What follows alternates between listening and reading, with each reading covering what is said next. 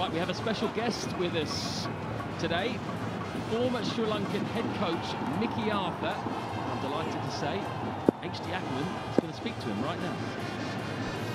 Yeah, we're being very spoiled here. We've got Mickey Arthur here with us. Mickey, thank you very much for joining us. I know you're trying to get some sunlight in before you head to the cold of England. Yeah. You've watched a little bit of the Lankan Premier League. What have you made of it so far?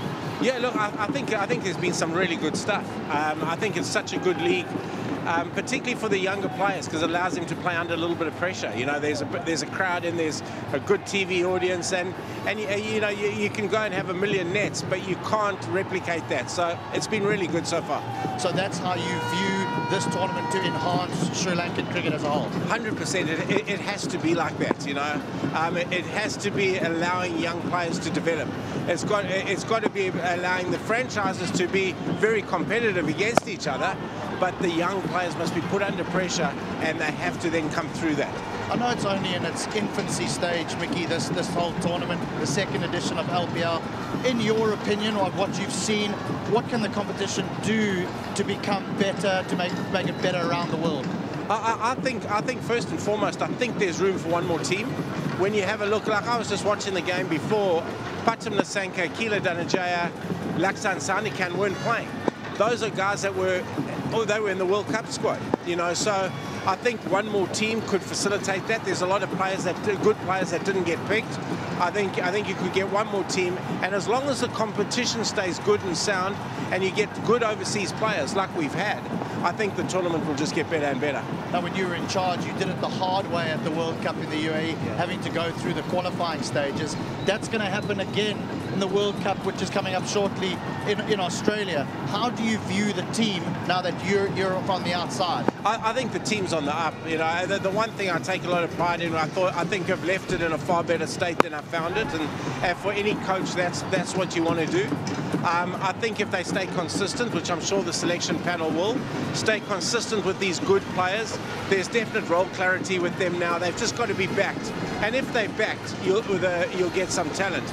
I tell you, I'm so happy you don't have to qualify again. That was the first time I had to do it as a coach, and that is the most pressure I've ever felt in my life. Do you think it assisted, though, in the way you played in the group stages, having to go through that pressure? That's the way we spun it. We spun it that we'd be the best prepared side in the comp because we would have come out of 3 tough games. But at the back of your mind, you don't want to come a cropper against some really good associate teams now. So, we had a couple of glasses of wine when we qualified that night. Mick, I know we've been speaking T20. What about the red ball game? Your last test series, you beat the West Indies 2-0. Yeah. How do you view Sri Lanka, particularly playing away from home? Yeah, it's interesting that, because I think our test team's in really good position, really good shape. I think it's very well led by Dumut. There's a lot of really good experienced players there. Funny enough, Sri Lanka, we've developed a really good crop of quick bowlers. Dushmanta Chamira is world class now.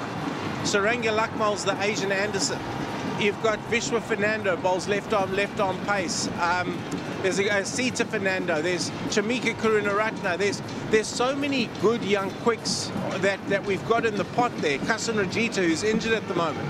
So I think Sri Lanka can hold their own away from home as well. And one thing I do know about these batsmen, they can play outside the subcontinent. Their techniques are good enough. Yeah. So I think the Red Bull team's in good shape. Okay, Mick, just one last question. I promise we're going to let you go now. If you were to pick a team on what you've seen so far to win this competition, out on a limb, quickly. Oh, it has to be Jaffna. I think Jaffna looked the best all-round team in the comp.